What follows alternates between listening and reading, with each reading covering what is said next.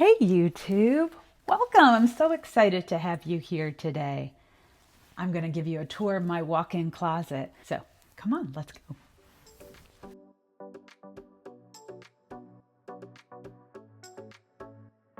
But why start in the closet?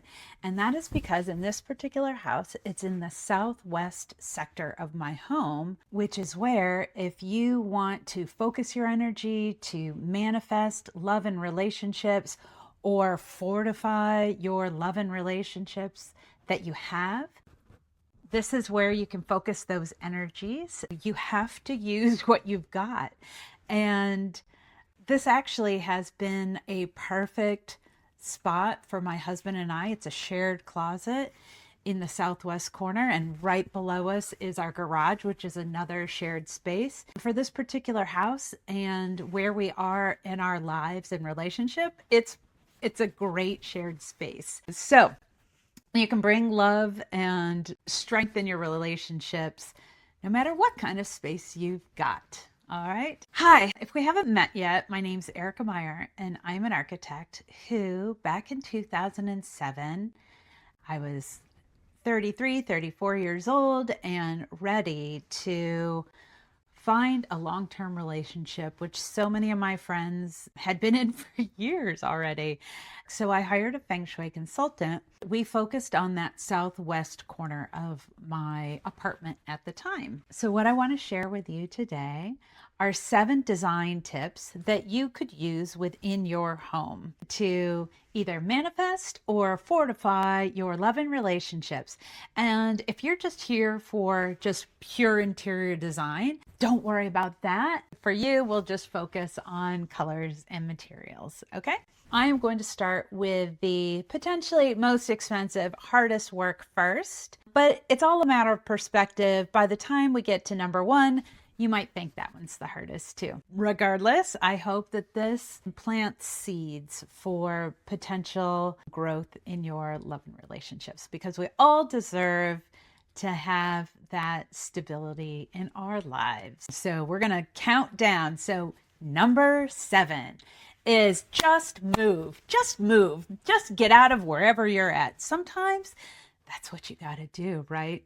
Now that's pretty extreme, but I'm filming this at the beginning of February 2025. For a lot of people, springtime is a time to move. So this might be perfect timing for you and something that you can consider in your next space. In the first house that my husband and I bought, honestly, we just got lucky. We were searching for a house.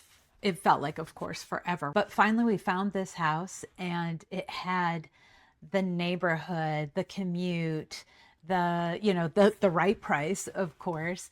And it also had the bedroom in the southwest corner, and we were newlyweds. So it was kind of perfect space. If you are looking for a house, a new place to live, and a new relationship, or to fortify your existing relationship, consider what is going on in that southwest corner of your new space. And no matter what, even if it's a big walk-in closet, you can make it a beautiful space. Okay, now number 6 is slightly less expensive, who knows? I have no idea how big your home is or the space that you're trying to enhance. But number 6 is renovate. So in the southwest corner of our home, the anchor element is earth. So in the last video, I went through the 5 anchor elements of feng shui, and in the southwest is the earth colors. And in my own personal color compass and color palette, I prefer in the southwest the idea of warm peachy colors, although they don't really exist in this space.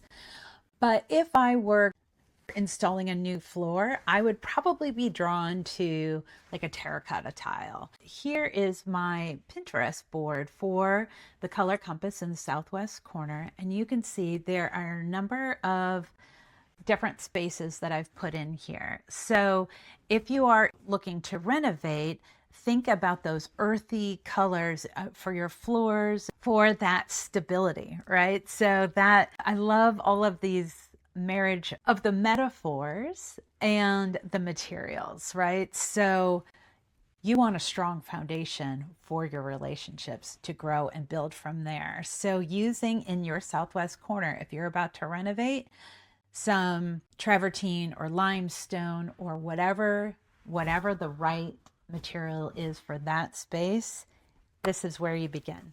Okay, so number 5 is still in that renovation spectrum, but just paint or wallpaper. Again, similar colors for paint, and this year's Pantone is this very earthy color. I'm not a great fan of here's a color of the year, now you must go use it everywhere. But again, if you're in the need to change up the southwest corner of your home, and it perfectly aligns this year if you want to use the earth tone color of the year as paint in your southwest corner. You may also want to do some cool wallpapers. And as we did the tour, we were walking by, I'll show you a picture of our wallpaper. The wallpaper is called Love. And I was like, okay, it made me fall in love with the wallpaper even more. But it is very geometric. It's squares, which is the pattern, the shape for earth element. So because it's on an angle, it adds a little bit more passion. And then the little flower, I think too, is just a nice kind of sign of growth as well.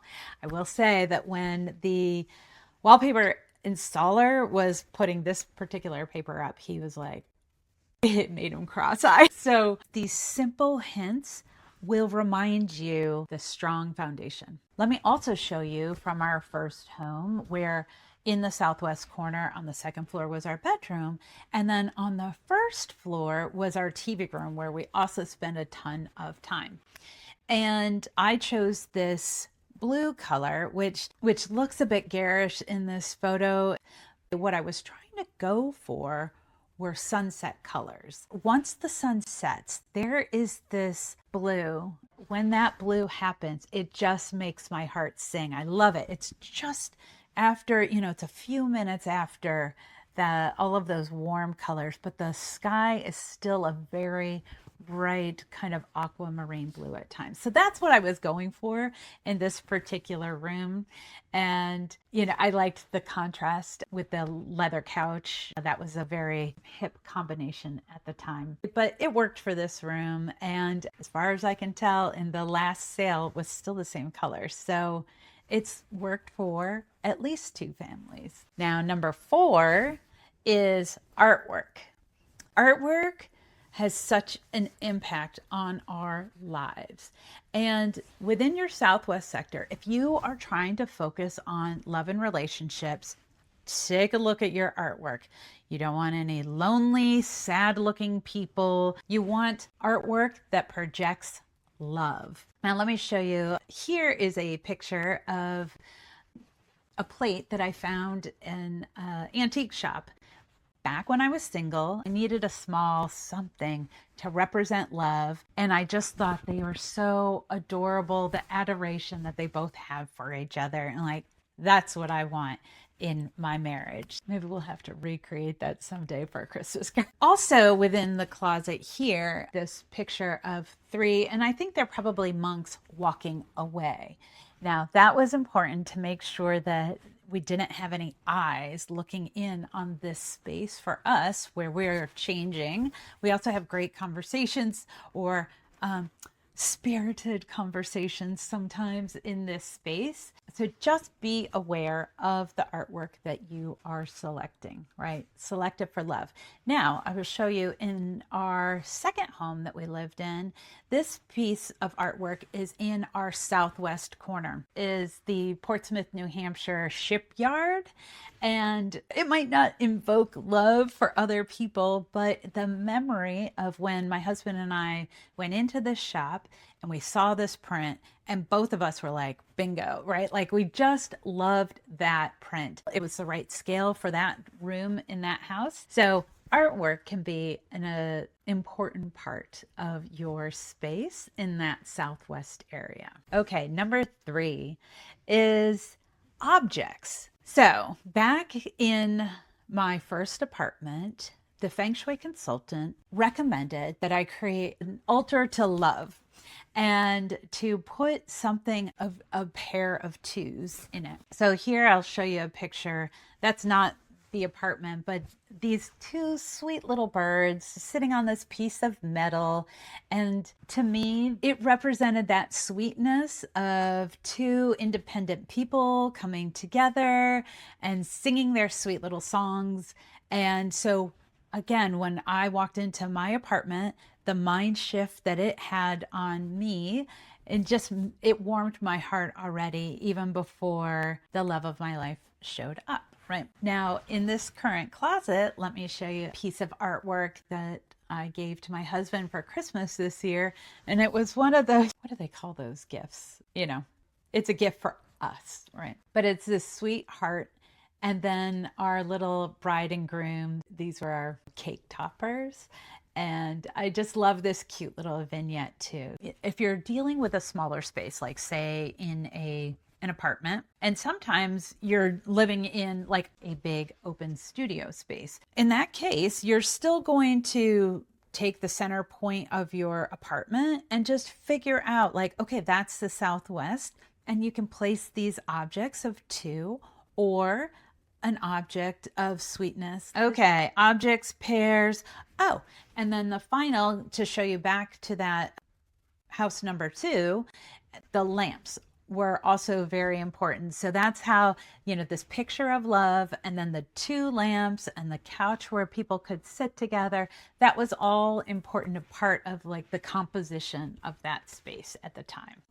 Number 2, as we get to the end of our list here, is the command position. You'll often hear people talking about the command position, placing your chair kind of furthest away from the entry point in, so you are in command of the energy coming into your space and you know what's coming at you. I think with the southwest, like the ideal situation for my next space that my husband and I live in, it would be lovely for us to sit and watch the sunset together. It just makes me think of those pharmaceutical commercials where they're sitting in the bathtubs. The reason why southwest, if you're in the northern hemisphere, the reason why southwest is where we're focused on love and relationship, I think, is because the sun is setting and you want to have that strong foundation with your love going into the dark night. In our first house,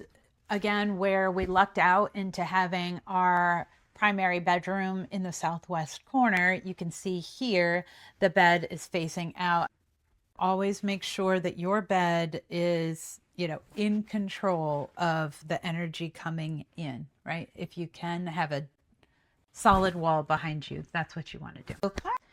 And then for the last one, which is the least amount of money, but potentially the hardest to do, or the most important part, is to clean and organize. If you are here to figure out how to attract love into your life, the most important thing is to start to clean and organize. Potentially forgive. You have to shift that mental energy. And right now, if you're still watching, you want love in your life and you deserve it. And all that has come before has brought you to this point. And so go clean just by picking things up, dusting under, is dusting away all of those thoughts. For me, at that point when I was 34, I was getting pretty disillusioned that I might not find love. And then at the same point, I was like, no, that's ridiculous. If everybody else in the world can find love, so can I, and so can you. And so keep your heart open, clean and organized to open your heart, because as it opens, love will find you. You are telling the universe you're ready for love, and love will come to you as well. So you have to do the work. You can't just put two things of something and say, okay, where's my love? And once that love has come and you are moving on to next stages, you're always working on that relationship. There's always something more for us to learn and grow and enjoy this planet that we're on. So I wish you all well. Thank you so much for being here today. And next time we will go into our careers. See you soon.